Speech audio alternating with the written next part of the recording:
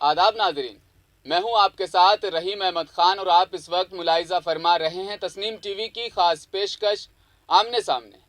नाजरीन, आमने सामने इस प्रोग्राम में हमारे मेहमान खुसूसी से हम वो तमाम सवालात करते हैं जो सवालात कहीं ना कहीं आपके हैं। आज के इस एपिसोड में आमने सामने की आज की इस किस्त में हमारे साथ एक ऐसे मेहमान हैं जो काफ़ी ठहराव शालीनता से हर सवाल का जवाब दे देते हैं। तारुफ करवाना चाहूँगा आज जो शख्सियत हमारे साथ मौजूद है हमारे स्टूडियो पैनल में, एम हुसैन खान साहब। ये नायब सदर हैं भारतीय जनता पार्टी की जानिब से। अक़लियती तबकात के साथ इनके ख़ास रिश्ते बताए जाते हैं। साथ ही दिल्ली राज्य प्रभारी हैं ये। आज हमारे साथ मौजूद है, इनसे वो तमाम सवालात करेंगे जो सवालात कहीं ना कहीं आपके भी हैं।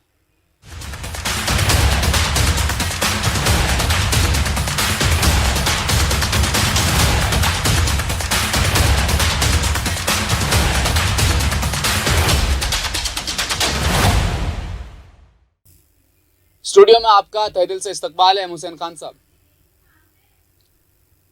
शुक्रिया, आज आपने मेरे को यहाँ पर वार्ता के लिए बुलाया और मैं शुक्रगुजार हूँ टीवी चैनल तस्नीम के, जो राजस्थान का पहला उर्दू चैनल है। और आने वाले समय में हम उम्मीद करते हैं इंशाल्लाह ये बहुत ही अच्छे से चलेगा और लोग इस चैनल को पसंद करेंगे, क्योंकि जो लोगों के समस्याएं हैं, लोगों के रोज़गार है, लोगों के जो संबंधित जो विषय है उनको आप टच करते हैं और आने वाले समय में निश्चित रूप से लोकप्रियता हासिल करेगा। जी बिल्कुल। सवाल मेरा आपसे कुछ इस तरह से है कि भारतीय जनता पार्टी लगातार 8 साल मुकम्मल कर चुकी है केंद्र में अपनी सरकार बनाने के बाद। क्या वो काम अक़लियती तबकात के लिए भारतीय जनता पार्टी ने किए हैं अब तक? देखिए, भारतीय जनता पार्टी 2014 से जब से केंद्र में माननीय प्रधानमंत्री जी नरेंद्र मोदी जी ने अपना पदभार संभाला है जी, उसके बाद में लगातार अल्पसंख्यक समाज के सभी कल्याणकारी कार्य हुए हैं, केंद्र स्तर पर भी हुए हैं और जहाँ जहाँ पर भारतीय जनता पार्टी का राज्यों में जो सत्ता रही है वहाँ पर भी उनके कल्याणकारी कार्य हुए हैं। अब जब हम बात करें केंद्र की, तो 2011-12 में एक सर्वे हुआ था, उसमें 1,20,00,000 उच्च शिक्षा में अल्पसंख्यक समाज के थे स्टूडेंट। लेकिन जब हमने देखा कि जब दोबारा सर्वे हुआ 2016-17 में, तो 1,80,00,000 पहुंचे, यानी 37% की बढ़ोतरी हुई। तो हम ये कहते हैं कि अल्पसंख्यक समाज में बेरोजगारी इतनी है कि 42% तो ऐसे हैं कि एकदम ही अशिक्षित है।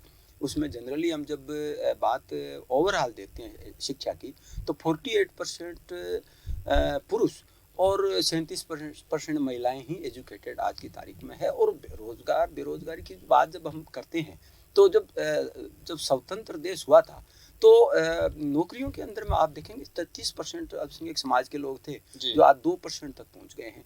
तो इनकी नाजुक हालत जो हुई है वो लगातार एक पार्टी को वोट देते रहने से और उस पर विश्वास जाहिर करने से और एक लुभावने जो वादे किए जाते रहे और उन लुभावने वादों में आकर के अल्पसंख्यक समाज एक ही जगह वोट डालता रहा, इसके कारण आज ये गति हुई है। तो आने वाले समय में भारतीय जनता पार्टी से अल्पसंख्यक समाज जुड़े और जो कल्याणकारी कार्य अभी हो रहे हैं उनमें और ज़्यादा तेजी आए, ऐसी हम उम्मीद करते हैं। वही नहीं है कि भारत में जितनी भी योजनाएं आज देखें ना, जितनी कोई भी योजनाएं होगी, आज 300 से ज़्यादा योजनाएं भारतवर्ष में केंद्र सरकार की चल रही है।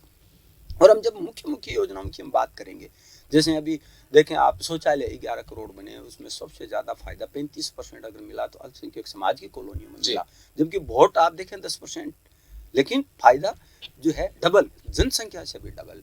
और जब हम बात करते हैं gas connection, 8 crore gas connection थे, उसमें भी आप देखें कि 30 से 35% तक फायदा अल्पसंख्यक समाज को मिला। जनधन खाते खुले, आज 45 करोड़ से ज़्यादा खुले भारतवर्ष में, सबसे ज़्यादा फायदा हुआ तो अल्पसंख्यक समाज को हुआ। और वो ही नहीं है, आप देखें ना, आप किसान निधि है, आज 6,000 साल के आते हैं, 2,000 रुपये 4 महीने में आती है। सबसे ज़्यादा फायदा उन किसानों को हुआ जो मुस्लिम किसान है, और सबको फायदा समय समय पर उनके पास में खातों में पैसे जाते हैं। और वही नहीं है, जब 12 रुपये का बीमा की हम बात करते हैं, तो 23 करोड़ से ज़्यादा बीमा भारतवर्ष में हुए, उसमें 33% से ज़्यादा फायदा अल्पसंख्यक समाज को। ये 12 रुपये के अंदर में आपका जीवन सुरक्षित हो गया।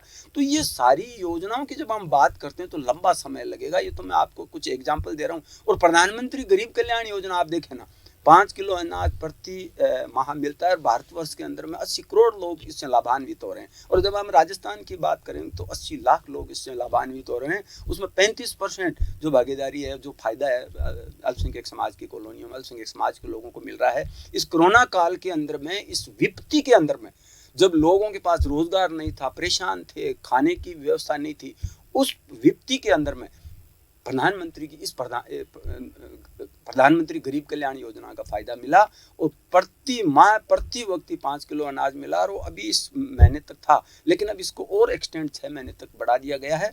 और मैं कहता हूं कि आभार मानना चाहिए हमारे देश के प्रधानमंत्री माननीय नरेंद्र मोदी जी का, कि लगातार वो अंत्योदय के नियमानुसार निश्चित तबके तक के जो व्यक्ति है, चाहे वो अल्पसंख्यक समाज है या अन्य कोई गरीब है, उन तक सभी योजनाओं का फायदा पहुंचता है। और मैं आपको बताऊं कि कभी भी भारतीय जनता पार्टी ये नहीं कहती कि किसने हमें वोट दिया और किसने हमें वोट नहीं दिया। फायदे की जब बात आती है तो नीचे तबके तक फायदा पहुंचता है प्रत्येक योजना को। और जब फायदा पहुंचता है तो डायरेक्ट सरकारी योजनाओं का फायदा व्यक्ति तक पहुंचता है। जो बिचौलिए थे उनको खत्म करने का भारतीय जनता पार्टी ने काम किया। जो कमीशन खाया करते थे और दलाली का काम किया करते थे, उन सबको खत्म किया और जन धन खातों में डायरेक्ट पैसा आना शुरू हुआ। तो इन सारी योजनाओं से कहीं ना कहीं जो अकलियती तबकात से आने वाले जो लोग थे उनको फायदा पहुंचा, आप ये कहना चाह रहे हैं? जी जी जी, अल्पसंख्यक समाज के लोगों को लगातार सभी योजनाओं का फायदा पहुंचा।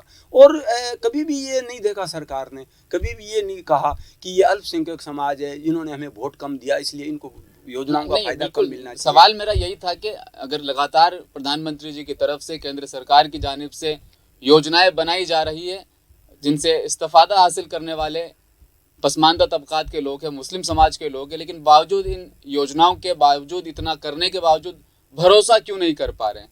वो कमी कहाँ आ रही है, वो दिक्कत कहाँ आ रही है? भारतीय जनता पार्टी कभी खुलकर भी सामने नहीं आती। सिर्फ योजनाओं में आप बता रहे हैं कि हाँ लाभान्वित कर रही है, लेकिन बोल हमेशा मुसलमानों के खिलाफ तीखे और कड़वे ही रहे हैं। देखें, ऐसा है कि फायदा नहीं आ रहा है, ऐसी बात नहीं है। अभी जो यूपी में चुनाव हुआ है तो पिछला जो चुनाव हुआ था उसमें 3% वोट मुस्लिम के मिले थे। और अब की बार जब हमने देखा कि 10% मुस्लिम समाज के वोट भारतीय जनता पार्टी को मिले, और जब बात हम महिलाओं की करते हैं, हमारी बहनों की करते हैं, तो उनके 15% से भी ज़्यादा वोट भारतीय जनता पार्टी को मिले। और ये देखें ना आप, 84 ऐसी सीट थी यूपी के अंदर में जहाँ पर अल्पसंख्यक समाज की मेजोरिटी थी और जहाँ पर उनको डिसाइड करना था कि कौन सी पार्टी का विधायक बनेगा। 40 सीटों में भारतीय जनता पार्टी जोरदार % बहुमत से जीती है। अल्पसंख्यक समाज का वोट भारतीय जनता पार्टी को पड़ा है।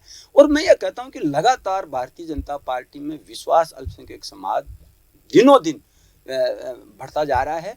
हम जब बात करते हैं 10 साल पहले, 15 साल पहले की, तो हम जब कार्यकर्ताओं को जोड़ा करते थे तो उनको थोड़ा हेजिटेट फील होता था, थोड़ा सा अनकम्फर्टेबल फील करते थे। आज जब हम बात करते हैं किसी से भी, तो भारतीय जनता पार्टी से लगातार अल्पसंख्यक समाज के जो है लोग जुड़ रहे हैं, वोट भी दे रहे हैं। और आने वाले समय में योजनाओं को देखते हुए अल्पसंख्यक समाज लगातार भारतीय जनता पार्टी से जुड़ेगा। और हम कहते हैं कि भारतीय जनता पार्टी खुले दिल से सबका स्वागत करेगी। आप भारतीय जनता पार्टी से जुड़े, योजनाएं जो आज चल रही है उसका फायदा तो है ही है, लेकिन आने वाले दिनों में और ज़्यादा योजनाएं बनेगी। और देश का प्रत्येक व्यक्ति जब आगे बढ़ता है तो देश बिल्डअप होता है, देश बड़ा बनता है, देश की आर्थिक स्थिति मजबूत होती है और देश का विकास होता है। भारतीय जनता पार्टी इसी विचार पर चलती है कि देश का प्रत्येक व्यक्ति समान रूप से आगे बढ़े, उसका व्यापार आगे बढ़े, उद्योग आगे बढ़े, गरीबी खत्म हो। और ये बात ही नहीं करती है, ये इम्प्लीमेंट करती है। फील्ड में इम्प्लीमेंट हुआ है, हमने ग्राउंड पर इसको इम्प्लीमेंट होते देखा और हो रहा है, और आगे भी और भी लगातार होता रहेगा। लेकिन जो बोल की जो मैं बात कर रहा हूँ सर, कि हमेशा कड़वे और तीखे बोल रहे हैं। जैसे बुलडोजर की बात मैं अगर करना चाहूँ यहाँ पर, तो वो बुलडोजर का जो निशान था वो मुसलमानों के खिलाफ चलाए जाने की बात थी। अभी आप कर्नाटका को ले लीजिए, कर्नाटका पिछले कई महीनों से सिर्फ और सिर्फ नफरत और हिंदू मुसलमान सियासत की आग में झुलस रहा है। तो कहीं ना कहीं इसीलिए शायद मुसलमान भरोसा नहीं कर पा रहे। इसके ऊपर भारतीय जनता पार्टी काम भी नहीं कर रही, क्योंकि वो अपनी छवि शायद इसी तरह की रखना चाहती है। देखें, बुलडोजर की जहाँ तक बात है, वो कोई बुलडोजर अल्पसंख्यक समाज के ऊपर बुलडोजर चढ़ाएं ऐसी नहीं बात सर, नहीं मदरसे है। पर चला है इसका बिल्कुल। ऐसा बात कुछ भी नहीं है। चुनाव के क्योंकि शपथ ग्रहण से पहले ही मदरसों पे नहीं, बुलडोजर चल ऐसा के हैं उत्तर ऐसा प्रदेश में। ऐसा ऐसा नहीं है। बुलडोजर का मतलब यह था कि जैसे पेपर लीक हुए और जी लाखों की तादाद में बच्चे जो पढ़ने वाले, पूरे साल वो उन्होंने तैयारियां की जी और किसी ने वो पेपर खरीदा, बेचा और मालदार बन गया, और वो बच्चे जो कभी जिंदगी में स्कूल नहीं गए, जी उनको पेपर हाथ लग गया और वो अच्छे नंबरों से पास हो गए, बिल्कुल उनको नौकरियां मिल गई। तो जी ऐसे व्यक्ति, ऐसे कृत्य करने वाले व्यक्ति जो है, उनकी प्रॉपर्टियों पे बुलडोजर चलना है, और वो पहले चला है। तो बुलडोजर की तो ये बात हुई है, इसलिए बुलडोजर की बात को अल्पसंख्यक समाज के ऊपर डाला जाए, ऐसा जो है, जो ये पार्टियां हैं, जो हमारी ओपोजिशन पार्टियां हैं, वो भ्रमित करने वाले प्रचार करती है और अल्पसंख्यक समाज को अपने ओर आकर्षित करने का काम करती रहती है। और जहाँ तक आप नकाब की बात करते हैं, तो हम ये कहते हैं कि हमारा तो मकसद ये है कि हमारी बहनें, उनको हम इंजीनियर देखना चाहते हैं, हम उनको डॉक्टर बनते हुए देखना चाहते हैं, हम उनको आर्म फोर्स में देखना चाहते हैं, वो टेक्निकल फील्ड में आगे आए, हम उनको वहाँ देखना चाहते हैं। नकाब का तो कोई विषय ही नहीं है। नकाब की जहाँ तक बात है, जिन स्कूलों के अंदर अगर ड्रेस कोड है, तो वहाँ बच्चों की ड्रेस कोड होनी चाहिए, स्कूल का जो नियम और कायदा है वो हमें फॉलोअप करना चाहिए। और जहाँ पर किसी ड्रेस कोड की जरूरत नहीं है, जहाँ पर कोई भी कुछ भी पहन सकता है, तो वहाँ सब स्वतंत्रता है। यहाँ पर इस देश के अंदर में सभी लोगों को संविधान के अनुसार जीने का अधिकार है, और संविधान ने हमें ये स्वतंत्रता दी है कि जो नियम और कायदे संविधान में, हम उनको उनकी पालना करें। ये सबसे बड़ा हमारा दायित्व बनता है। और सभी अल्पसंख्यक समाज के जो भारत के अंदर में व्यक्ति है, सभी वो संविधान का आदर करते हैं और उनकी पालना करते हैं। लेकिन सर, अभी आपने बिल्कुल सही बात बताई कि संविधान हमें इस बात की इजाज़त देता है कि हम अपने धर्म के अनुसार हम फॉलोअप कर सकते हैं, हम अपनी चीज़ों को अदा कर सकते हैं, अपने कामों को। तो एक तरफ तो यही तो तबका जो है, जो वो कह रहा है कि नहीं, हिजाब हमारे लिए ज़रूरी है, हमारा मजहब हमें सिखाता है कि हिजाब तुम पर फ़र्ज़ किए जाते हैं। लेकिन कोर्ट कह रहा है कि नहीं, हिजाब इस्लाम का जो है वो रुकन नहीं है, हिस्सा नहीं है। उसके बाद जो तालिबात है वो कॉलेज के बाहर बैठ जाती है, उनको अंदर नहीं आने दिया जा रहा है। आप बिल्कुल सही कह रहे हैं कि भारतीय जनता पार्टी चाहती है आर्म फोर्स में जाए, डॉक्टर बने, इंजीनियर बने। हिजाब पहन के भी तो डॉक्टर बन सकती है, हिजाब पहन के भी तो आर्म फोर्स में मतलब जा सकती है। देखो, भारतीय जनता पार्टी का ऐसा कोई अभियान नहीं है जिसमें ये कहा जाए कि ये हिजाब पहना जाए या नहीं पहना जाए। ये कोर्ट के अंदर में कोर्ट का विचाराधीन मामला है और कोर्ट इसमें निर्णय लेता है। और अगर कोर्ट में अगर ऐसा लगता है कि कोई निर्णय में कमी नज़र आती है, तो आगे उसके लिए उच्च कोर्ट और है, वहाँ पर अपील की जा सकती है, वहाँ सुप्रीम कोर्ट भी है। तो हम ये कहते हैं कि भारतीय जनता पार्टी ऐसा कोई अभियान नहीं चलाती है कि किसको हिजाब पहनना चाहिए, नहीं पहनना चाहिए। भारतीय जनता पार्टी तो चाहती है कि अल्पसंख्यक समाज की जो बहनें हैं वो आगे आए, शिक्षित हो। आज देखो ना, 3 तलाक का जो निर्णय है, तो भारतीय जनता पार्टी ने लिया, बहनों के पक्ष के अंदर में लिया, और आज 75% मामले कोर्ट में आने कम हो गए हैं जब से तलाक का जो निर्णय भारतीय जनता पार्टी ने लिया। तो सब बहनों के फायदे के लिए भारतीय जनता पार्टी ने किया। तो जितना भारतीय जनता पार्टी मुस्लिम बहनों की हित की बात सोचती है, आज तक आज़ादी के बाद किसी भी पार्टी ने ऐसा नहीं किया है। और आने वाले दिनों में बहनें जो है, इनके हित की बात भारतीय जनता पार्टी लगातार सोचेगी, ऐसा हमारा मानना है। 3 तलाक का तो सर आपने टेक ले लिया है, इसके ऊपर तो मैं सिर्फ यही कहना चाहूँगा, 3 तलाक जैसी कोई इतनी बड़ी कोई बिदअत, कोई रस्म इतनी कुछ थी नहीं, लेकिन प्रचार बहुत अच्छा हुआ 3 तलाक का। सर, मैं जानना चाहूँगा कि उत्तर प्रदेश चुनाव जो अभी ख़त्म हुए हैं, मुसलमानों के वोट आपने कहा कि 10% मिले, अच्छी बात है। अगर कोई दिल से वोट देना चाहे भारतीय जनता पार्टी को दे सकता है, चाहे वो किसी भी पार्टी को दे सकता है। अखिलेश यादव को वोट देने जाए, ओवैसी जी को वोट देने जाए, वो उसका स्वतंत्र, उसका खुद का जाती एक हक है, बुनियादी हक है बल्कि। लेकिन मुस्लिम उम्मीदवारों को मैदान में नहीं उतारा गया। इस बात से तो खफा जरूर होंगे मुस्लिम। देखो, लगातार भारतीय जनता पार्टी में अल्पसंख्यक समाज के लोग जुड़ते जा रहे हैं, और जैसे जैसे ये जुड़ेंगे, आने वाले दिनों में इनका जनाधार भी बढ़ेगा और वो लोकप्रियता भी हासिल करेंगे। और जिस तरीके से अभी आज 10% वोट मिलने लगे, आने वाले दिनों में वोट की संख्या भी बढ़ेगी। और हमारे कुशल कार्यकर्ता जो भारतीय जनता पार्टी के अंदर में, ऐसा पार्टी को लगेगा कि जिताऊ। देखो, पार्टियां निश्चित रूप से, पार्टियां जो होती है वो हमेशा ये चाहती है कि ऐसे कैंडिडेट को टिकट दिया जाए, वो जीते और विधानसभा में जीत करके लाए और पार्टी का मुख्यमंत्री बने और पार्टी के प्रधानमंत्री बने। निश्चित रूप से तो ये पार्टियां तो ये होना भी चाहिए। भारतीय जनता पार्टी में लगातार मुस्लिम समाज का जनाधार बढ़ रहा है, मुस्लिम समाज के व्यक्ति जुड़ रहे हैं, कार्यकर्ता जुड़ रहे हैं। राजस्थान में चुनाव आने वाले हैं सर, क्या बात है, कितनी सीटें मिल सकती है? क्योंकि 2013 में जब सिर्फ 2 सीटें मिली थी, उसके बाद अगले चुनाव में 1 रह गई, तो मुझे तो लग रहा है इस बार 0 की उम्मीद होगी, कहीं ना कहीं चांसेस यही लग रहे हैं। देखो ऐसा है, लगातार भारतीय जनता पार्टी ने राजस्थान में टिकटें दी है और मंत्री भी, कैबिनेट मंत्री भी बनाए हैं, और आज तक के इतिहास में अगर कोई उच्च स्तर के और पावरफुल कैबिनेट मंत्री बने हैं ना राजस्थान में, तो वो भारतीय जनता पार्टी ने ही बनाया है। और सबसे ज़्यादा मंत्री और राज्य मंत्री का दर्जा अगर दिया है तो भारतीय जनता पार्टी ने दिया है।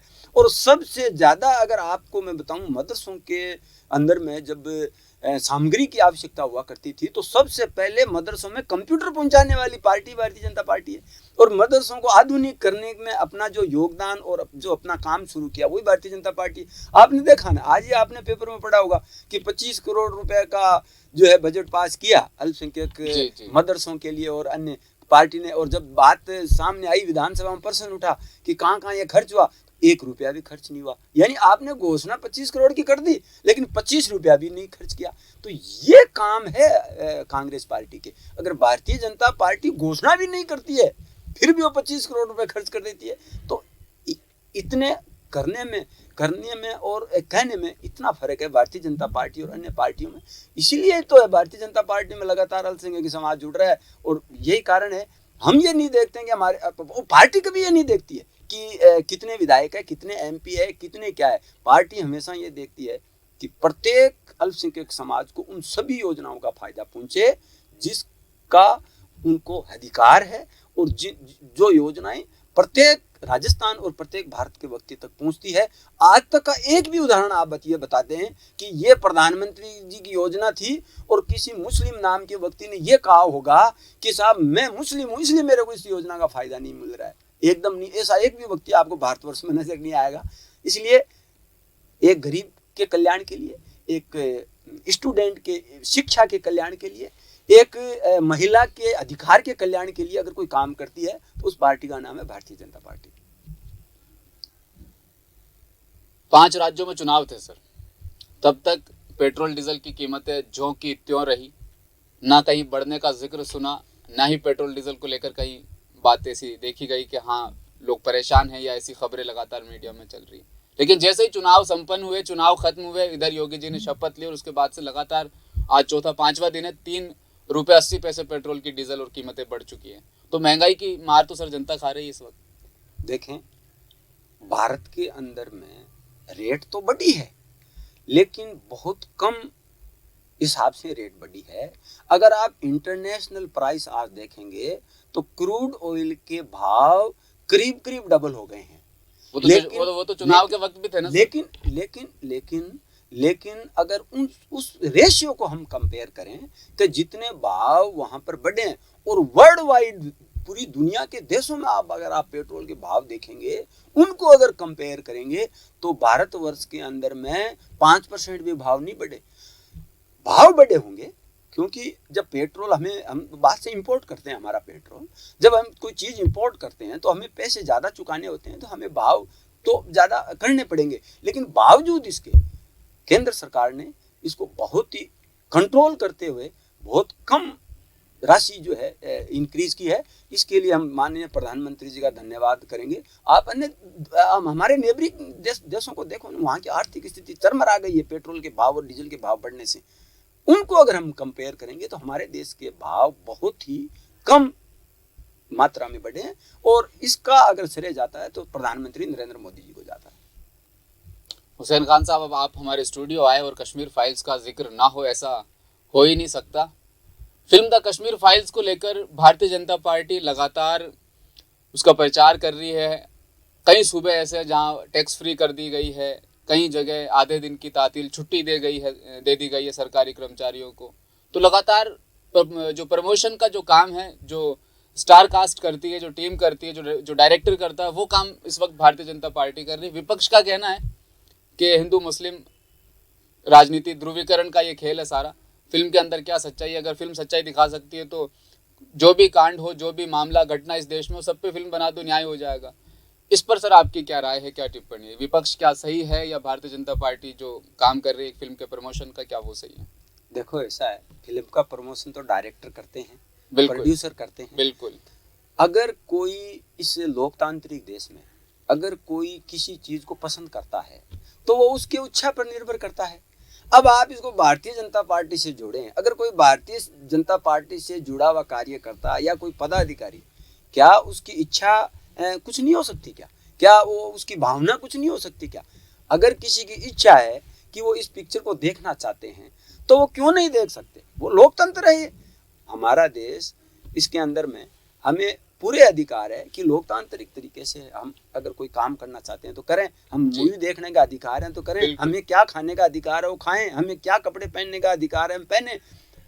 हम ये कहते हैं कि इसका दुष्प्रचार करके अन्य पार्टियां कोई बिना मतलब का इश्यू बनाने का प्रयास कर रही है, और ये इश्यू बनाने की आवश्यकता नहीं है। अभी हम जब छोटे थे तो हमें पता है संतोषी माँ एक पिक्चर लगी, और जब संतोषी माँ पिक्चर लगी थी तो 6 महीने तक तो लोगों को टिकट ही नहीं मिला करती थी। एक व्यक्ति ने 3 बार देखी। अब कोई कहते थे आप संतोषी माँ तो जो है हिंदू धर्म से जुड़ी हुई है, इसलिए क्यों इसका प्रचार किया जा रहा है? लोगों की भावना है, संतोषी माँ पिक्चर लोगों को पसंद आई, और प्रोड्यूसर वो उनको क्या पता था कि ये पिक्चर बनने के बाद ऐसे चल पड़ेगी। उनका तकदीर अच्छा था, लक अच्छा था कि पिक्चर चल पड़ी और लोगों की भावना उससे पिक्चर से जुड़ गई। तो अब जैसे एक शोले पिक्चर आई थी पहले, हमें जब छोटे थे हमें पता है कि आज भी शोले इतनी जो है लोकप्रिय है कि जब भी लगती है तो लोग उसको देखने जाते हैं। तो ये लोकतांत्रिक देश है, अगर किसी की भावना किसी चीज़ से जुड़ जाती है, कोई किसी का इंटरटेनमेंट कोई चीज़ को देख के करता है तो क्यों नहीं करे? अभी उसको दूसरे तरीके से लेना और उसको उसका दुष्प्रचार करना, ये ओपोजिशन पार्टियों का काम है और वो करती रहती है। ये ऐसा नहीं करना चाहिए। कंटेंट की बात करूंगा सर, शोले का जो कंटेंट है वो अपने डायलॉग्स की वजह से फेमस थी। द कश्मीर फाइल्स की अगर हम बात करें तो कश्मीरी पंडितों पर जो जुल्म दिखाया गया वो उसके लिए फेमस है। तो यही तो वो वजह है जिसकी वजह से Bharatiya Janata party tax free कर रही है, प्रचार कर रही है। लगातार विवेक अग्निहोत्री की फोटोज कभी अमित शाह जी के साथ कभी रिलीज होती है, कभी न्यूज एंकर्स के साथ रिलीज होती है, जमकर प्रचार हो रहा है। सर विपक्ष का घेरना कहीं ना कहीं सही भी लग रहा है एक तरीके से। देखो ऐसा है, कश्मीर में कश्मीरी पंडितों के साथ में अन्याय तो हुआ था जी, और ये कश्मीरी लोग भी मानते हैं, लेकिन उसमें ये नहीं है कि अन्याय हुआ तो सारे कश्मीरी उसमें सम्मिलित थे।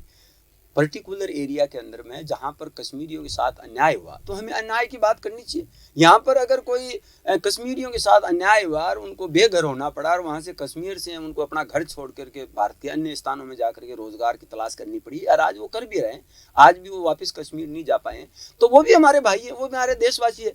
भारत का कोई भी देशवासी अगर वो चाहे किसी भी धर्म का है, किसी भी जाति, किसी वर्ग, किसी भी भाषा, किसी क्षेत्र का है, और उसके साथ में अगर कोई अन्याय होता है हम सबको बोलना चाहिए। क्यों नहीं बोलेंगे? हम बोलते हैं। अगर उनके साथ अन्याय हुआ और वो पाकिस्तान से प्रायोजित जो उग्रवादी लोग थे, जो मिलिटेंट थे, उन्होंने ये सब किया, उनको सोची समझी उनकी प्लानिंग थी। देखो पाकिस्तान लगातार कोई ना कोई जो उग्रवादी का एक जो अभियान जो भारत के जो कश्मीर में चलाता है, उसके कारण कश्मीरियों को, और उसमें वहाँ के कुछ स्थानीय लोग भी उनके साथ, पाकिस्तानियों के साथ हो सकता है वो अनजाने में मिले होंगे। आज देखें ना आप कश्मीर के अंदर में, आप जब 2016 की बात करें तो 2500 पत्थरबाज करते थे। 2019 में देखें वहाँ 1500 रह गए, 2020 में देखें वहाँ पर केवल 500 पत्थरबाज थे, और 2021 में 100 ही पत्थरबाज देखें। और आज की तारीख में तो आज पत्थरबाजों का नाम भी आप सुनते नहीं है कि कश्मीर में पत्थरबाज बचे हैं। और ये फायदा किसको हुआ? आज जो बच्चे पत्थरबाजी वहाँ किया करते थे उनके हाथों में किताब आ गई, उनके हाथ में फुटबॉल आ गई, क्रिकेट की बॉल आ गई और पार्टी बस्ता आ गया। तो आज वो बच्चे अपने आने वाले समय में इंजीनियर बनेंगे, डॉक्टर बनेंगे, अच्छी शिक्षा हासिल करेंगे और अच्छे व्यक्ति के रूप में आएंगे और देश में अब वो अपना योगदान देंगे। पहले ये उग्रवादी उनको पत्थरबाज बनाया करते थे, उनको कुछ प्रलोभन दे करके और पत्थरबाजी की घटनाएं कराया करते थे, तो उनका भविष्य कैसे बनता? आज भारतीय जनता पार्टी नरेंद्र मोदी जी की सरकार जब से बनी है, पत्थरबाज एक भी नहीं बचा है। और वो फायदा किसको हुआ? कश्मीरी जनता को हुआ। जब कश्मीरी जनता को जब फायदा होता है तो वो भारत के प्रत्येक व्यक्ति को हुआ, क्योंकि कश्मीर हमारा मुकुट है, कश्मीर हमारा एक सर के समान है, हमारा एक स्वर्ग है, एक जन्नत है। वो अच्छे से शांति प्रिय बने, वहाँ का विकास हो, वहाँ का प्रत्येक व्यक्ति आगे बढ़े।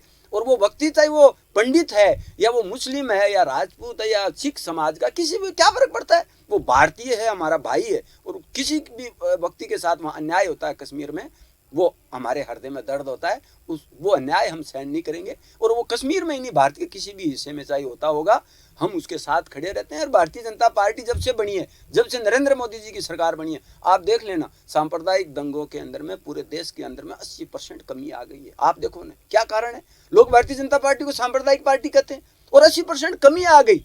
ऐसा क्या है? आप आंकड़े देखें, आप हकीकत जमीन को देखें कि जब से भारतीय जनता पार्टी का राज केंद्र में आया, या किसी भी राज्य में आया होगा, वहां पर भी सांप्रदायिक दंगों के अंदर में कमी रहती है, वहां सांप्रदायिक दंगे नहीं होते हैं। इसलिए बातें करने को आप कुछ भी कर सकते हैं, जब धरातल पर अपन अगर हकीकत देखते हैं तो वो असली में कुछ और ही नजर आती है।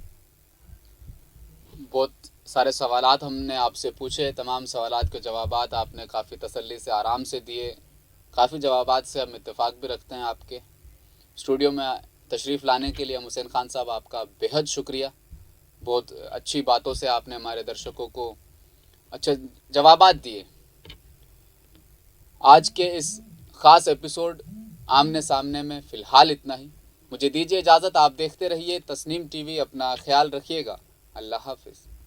शुक्रिया आपको इनवाइट करने के लिए, आपने इनवाइट मेरे को किया, वार्ता की, इसके लिए बहुत बहुत आपका शुक्रिया।